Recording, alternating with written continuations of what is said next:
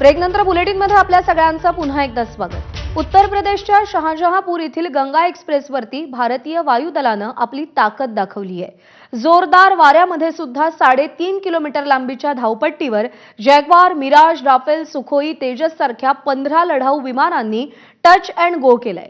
याशिवाय एक्सप्रेसवेवर रात्रीच्या वेळी सुद्धा लँडिंगचा सराव करण्यात आला। गंगा एक्सप्रेसवे हा देशातील चौथा एक्सप्रेसवे आहे जिथे भारतीय वायुदलाच्या लढाऊ विमानांसाठी हवाई पट्टी आहे। याआधी उन्नावमधील आग्रा लखनौ एक्सप्रेसवे, सुलतानपूरमधील पूर्वांचल एक्सप्रेसवे आणि इटावा जवळील बुंदेलखंड एक्सप्रेसवेचा वायुदलाच्या लढाऊ विमानांसाठी रनवे म्हणून यशस्वीरित्या वापर करण्यात आलाय। पण उत्तर प्रदेशमधील गंगा एक्सप्रेसवे हा देशातील पहिला असा मार्ग आहे जिथे वायुदलाची लढाऊ विमानं रात्रीही उतरू शकतात।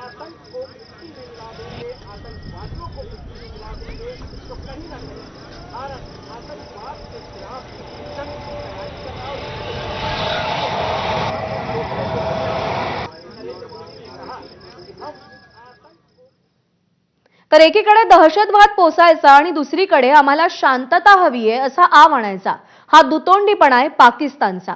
संयुक्त राष्ट्रातले पाकिस्तानचे राजदूतांचं म्हणणं आहे की आम्हाला तणाव नकोय।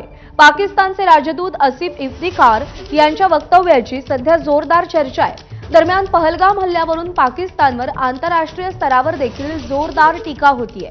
पाकिस्तानने दहशतवादाला खतपाणी घातलं अशी कबुली तिथले नेते बिलावल भुट्टो यांनी देखील दिली होती।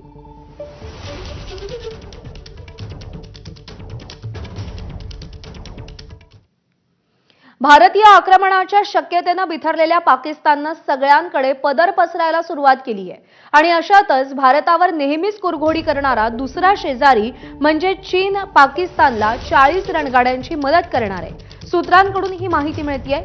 दरम्यान पाकिस्तानने चीनकडे रणगाड्यांची मदत आधी मागितली की पहलगाम हल्ल्यानंतर हे पाहणं महत्त्वाचं आहे। सध्या भारताकडे 4200 तर पाकिस्तानकडे 2600 रणगाडे।